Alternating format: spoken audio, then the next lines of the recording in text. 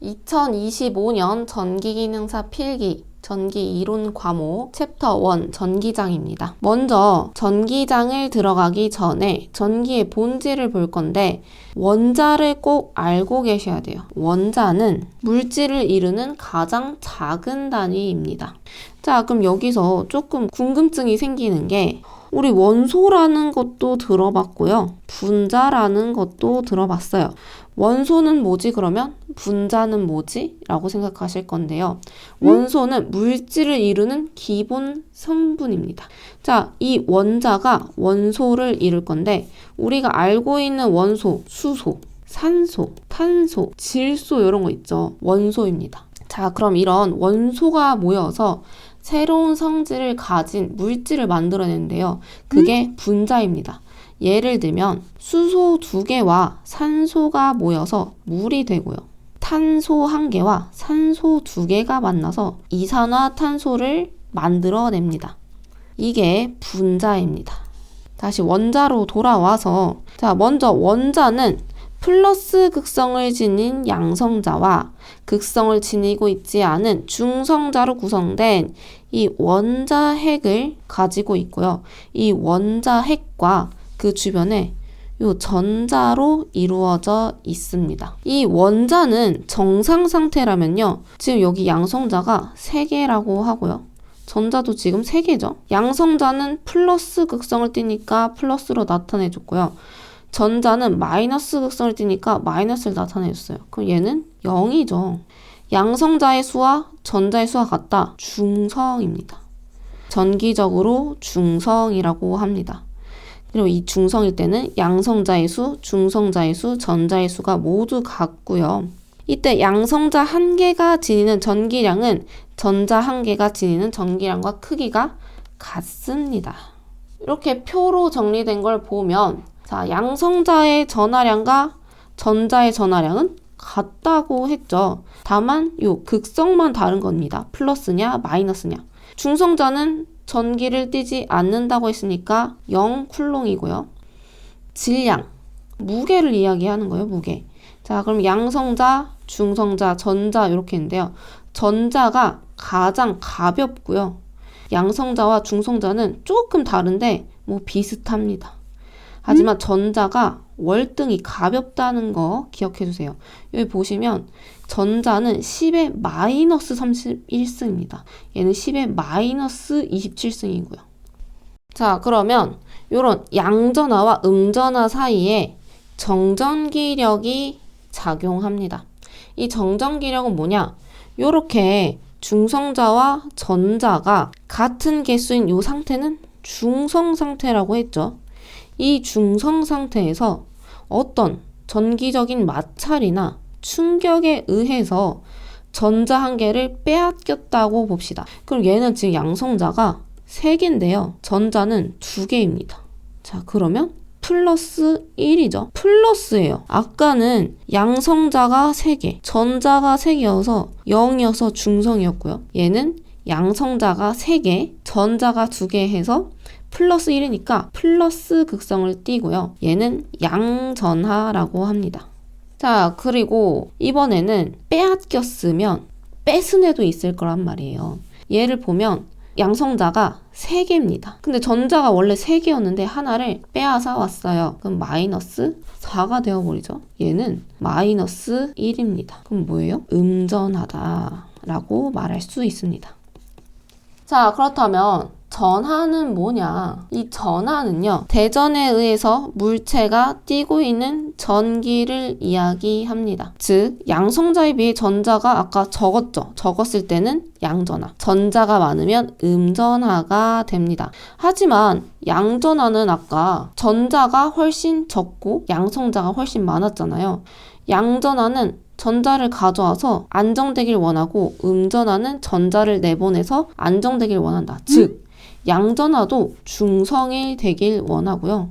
음전하도 중성이 되길 항상 원합니다.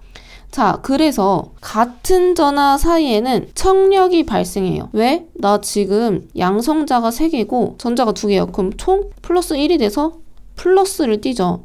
자, 근데 옆에 양성자가 3개고 전자가 2개인 애가 또 있어요.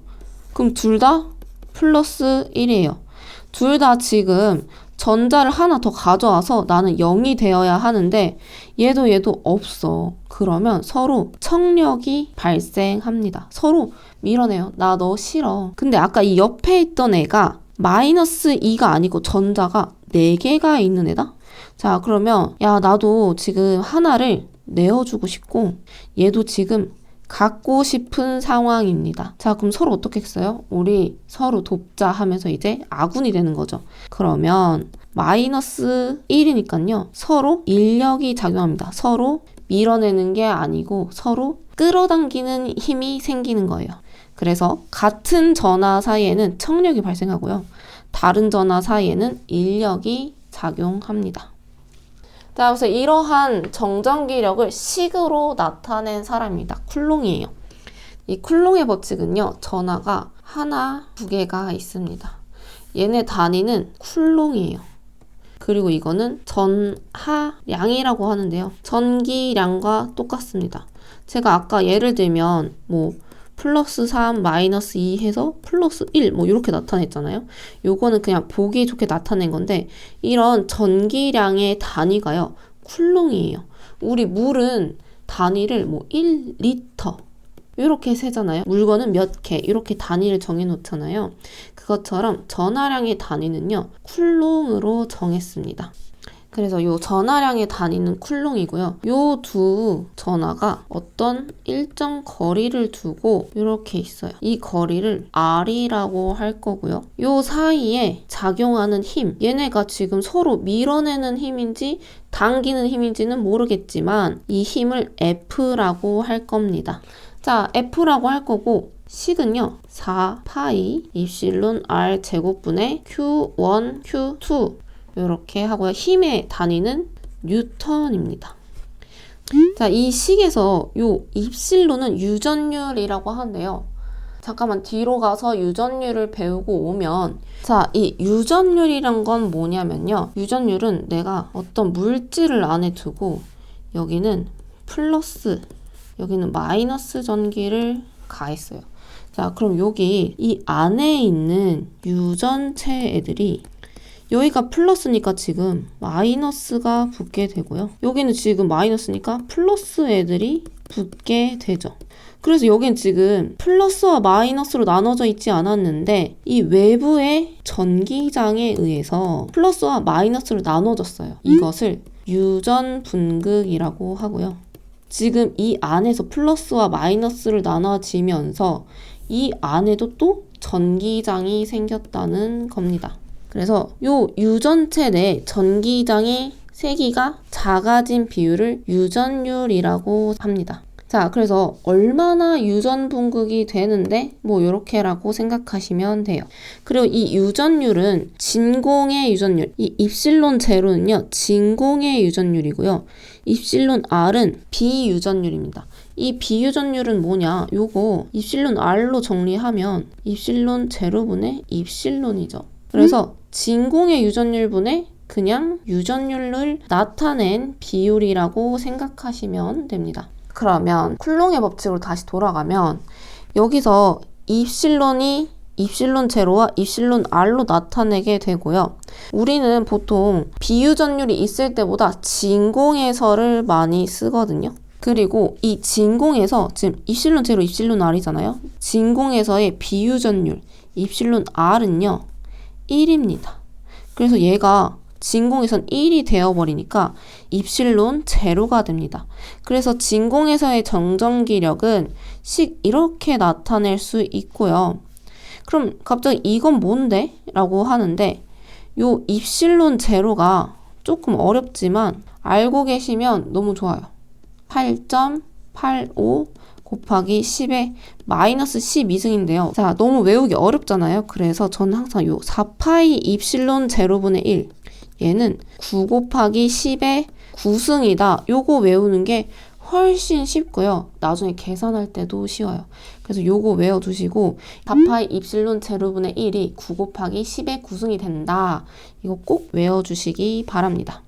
그리고 이 쿨롱의 법칙은 이 식에 대한 것도 나오지만 계산하는 문제도 굉장히 많이 나오고요. 옛날부터 많이 나왔고 요즘에도 꽤 많이 나오는 문제여서 쿨롱의 법칙은 꼭 알고 넘어가셨으면 좋겠습니다. 근데 어차피 기출할 때 너무 많이 나와서 식을 외우실 수밖에 없게 될 거예요. 자, 다음으로 전기장 들어갑니다. 진짜 전기장. 우리 아까 이 유전율 할 때 제가 여기서 전기장이 생긴다고 했었어요. 이 전기장은 전하에 전기력이 미치는 공간이라고 이야기합니다. 이 플러스 극성을 띤 전하는요, 플러스 전기를 내보내겠죠. 그리고 이 전하에 이 플러스 전기가 영향이 미치는 이 공간을 전기장이라고 합니다. 전기의 장, 우리 그 운동장 할 때 장이에요. 자, 그리고 이 전기장의 세기를 전개의 세기라고 하고요. 그리고 전기장은 전개와 같은 말이고요. 또 전장이라고도 합니다. 자, 여기서 전개의 세기를 구하는 건요. 우리 앞에서 쿨롱의 법칙 했었죠. 쿨롱의 법칙 F는 4파이 입실론 R 제곱분의 Q1, Q2였어요. 왜? 여기 지금 Q1과 Q2 이 사이에 작용하는 정전기력을 측정을 했었는데 이번에는 이 전개의 세기를 측정을 하려면 Q1, Q2가 아니고 여기에 1쿨롱의 전하를 두는 겁니다. 1쿨롱의 전하를 단위 전하라고도 해요. 단위 점전하도 같은 말이에요. 단위 점전하라고 할게요. 반대편에 단위 점전하를 놓고 요 쿨롱의 법칙을 적용한 정전기력을 측정하게 됩니다. 자, 그럼 이 식에서 지금 Q2가 1이 된 거죠. 그래서 이 식이 전개의 세기가 되고요. 그리고 마찬가지로 아까 요 입실론은 입실론 제로 입실론 R이 되고 진공에서의 비유전율은 1이라고 했으니까 진공에서 전개의 세기는 4파이 입실론 R제곱분의 Q가 되고요. 아까 4파이 입실론 제로분의 1을 9 곱하기 10의 9승이 된다. 꼭 외우셔라 라고 말씀드렸는데요. 이렇게 식이 완성됩니다. 그리고 단위는 볼트 퍼 미터입니다. 뉴턴 퍼 쿨롱으로도 나타낼 수 있는데요. 이 볼트 퍼 미터를 가장 많이 씁니다. 그래서 전개의 세기란 전기장의 세기를 나타내는 거다라고 꼭 알고 계시면 좋겠습니다. 그 다음 전기력인데요. 전기력은 이렇게 전기장의 세기가 2인 이 공간에 Q라는 전하를 놓고요. 이때 작용하는 힘을 전기력이라고 합니다. 전기력은 굉장히 쉬워요. F, 힘이니까 당연히 F죠. 그리고 여기 놓았던 이 전하 Q 곱하기 전기장의 세기 2로 나타냅니다. 힘이니까 단위는 당연히 뉴턴입니다. 전기력선입니다. 전기력선은 전하 주위의 전기장을 시각화한 선이에요. 전 옛날에 초등학교 때 이런 시험을 했는데요. 자석을 두고 위에 철가루를 뿌리면요. 철가루가 이런 모양이 나타나요. 이러한 모양이 자기력선이다 라고 배웠습니다. 자, 이게 뭐냐? 자석 주변에는 자기장이 있을 거예요. 그럼 이 자기장을 눈으로 보인 이 모양을 자기력선이라고 할 거예요. 즉, 이 철가루는요, 자기장의 모양을 보여주는 건데요.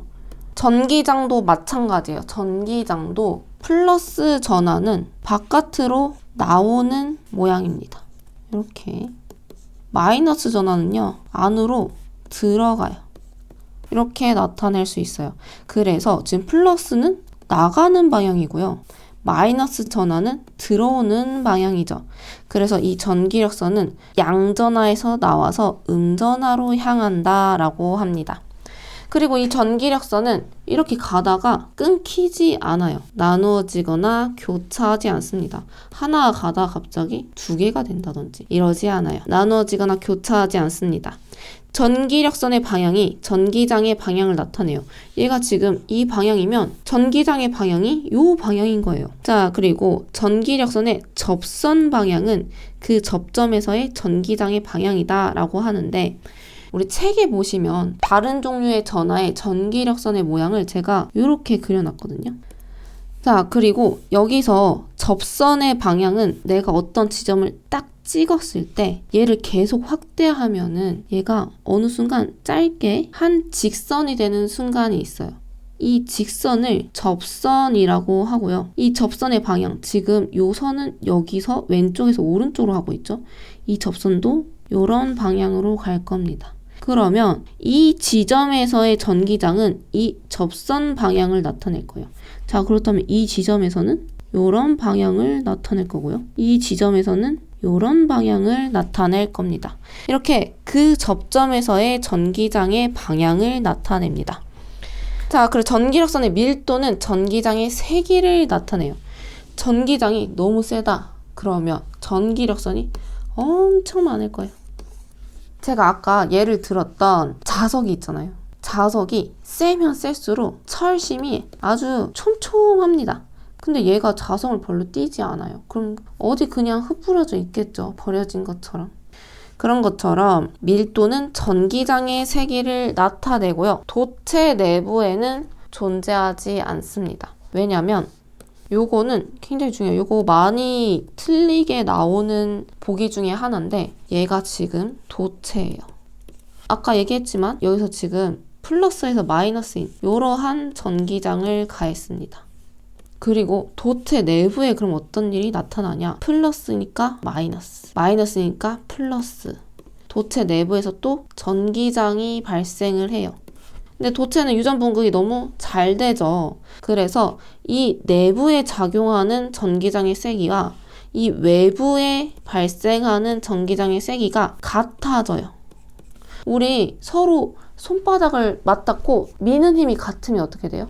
손이 움직이지 않죠. 그런 것처럼 힘이 같아서 0이 됩니다. 도체 내부에는 전기장이 존재하지 않는다고 봅니다. 자, 그리고 전기력선은 도체 표면의 수직이다. 이렇게 도체가 있으면 전기장 이렇게 타고 했잖아요. 그러면 여기가 지금 수직인 거죠. 직각이다. 전기력선은 도체 표면의 수직이고요. 다음으로 전위입니다. 자, 전위는 뭐냐면 여기 제가 지금 전하 하나를 줄 겁니다. 이 전하에서 엄청 먼 곳에다가 1쿨롱을 줄 거예요. 굉장히 먼 곳입니다. 자, 근데 얘가 지금 전기장이 있겠죠. 전기장이 이렇게 나오고 있을 거예요. 그럼 이 1쿨롱을 이 전하에서 R만큼 떨어진 지점이라고 하면 R만큼 떨어진 이 지점까지 갖고 올 거예요. 근데 이 전하로 인해 발생하는 전기장이 있을 거 아니에요. 그래서 얘를 갖고 오기가 힘들겠죠. 얘를 갖고 오는 그 에너지, 갖고 오는 이 에너지인데 어떤 에너지냐? 전기적인 위치 에너지라고 합니다. 지금 전하가 여기 있어요. 그러면 얘를 여기로 갖고 오는 게 힘들까요? 얘를 여기로 갖고 오는 게 힘들까요?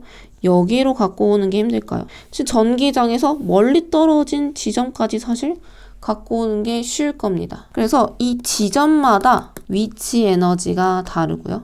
이것을 전기적 위치 에너지라고 하는데 한 글자씩 따서 이것을 전위라고 합니다. 그리고 이 전위는요. V로 나타내고요. Q분의 W, 전하량분의 에너지를 이야기합니다. 그리고 또 E 곱하기 R, 얘는 뭐예요? 전개의 세기죠. 전기장의 세기. R은 거리였어요. 자, 그리고 이 전개의 세기 E는요. 4파이 입실론 R 제곱분의 Q였잖아요. 근데 곱하기 R이래요. 그러면 요 거리 밑에 제곱이었던 게 하나가 없어지죠. 그러면 4파이 입실론 R분의 Q가 났습니다. 그래서 전위는 4파이 입실론 R분의 Q로도 나타냅니다. 다음으로 등전이면인데요. 등전이면은 자, 아까 전하를 하나 두고 단위 점전하를 갖고 온다고 했었는데 자, 얘는 지금 제가 평면으로 그려서 그렇지 하나의 구입니다. 구. 공 같은 거예요. 자, 그러면 저 먼 곳에서 단위 점전하를 얘에서 R만큼 떨어진 지점이 있을 거예요. 여기를 갖고 올 거고요. 또 여기서도 R만큼 떨어진 지점, R만큼 떨어진 지점 어때요? 다 에너지가 같겠죠. 왜? 다 R만큼 떨어졌으니까. 이거 3D로 생각하셔야 돼요. 입체적으로. 자, 그러면 R만큼 떨어진 지점을 쫙 모아서 그어봤더니 어떤 면이 되더라 하는 게 등전이면입니다. 같을 등, 전이가 같은 면들이다 해서 등전이면이라고 합니다. 그래서 정리해보면 전기장 안에서 전하의 중심으로부터 전이가 같은 점을 연결해서 생기는 면을 등전이면이라고 합니다. 이 등전이면의 특징은 등전이면에 있는 모든 점은 전이가 항상 같다. 전이가 같은 지점을 묶은 곳이니까 당연히 전이가 같겠죠. 그래서 그 면 안에서는 전이의 차이가 0V일 거고요. 등전이면을 따라 전하를 이동시킬 때 한 일은 0J이 된다 그랬는데 왜 그러냐? 우리 아까 전이 식이 V는 Q분의 W였고요. 이 W가 에너지라고 했어요. W는 QV겠네요. 자, 근데 여기서 등전이면을 따라 전하를 이동시켰대요. 그러면 이 전이는 어때요? 전이차는 항상 0입니다. 그래서 에너지는 항상 0이 돼요. 그리고 이 등전이면은요, 전기력선과 수직으로 교차해요. 그림 보시면 전기력선과 이 등전이면은 수직입니다. 등전이면의 간격이 좁을수록 전기장의 세기가 강하고요. 전기장 안에서 내부와 표면은 등전이입니다. 전기장 안에서 전하는 등전이면과 수직으로 힘을 받습니다.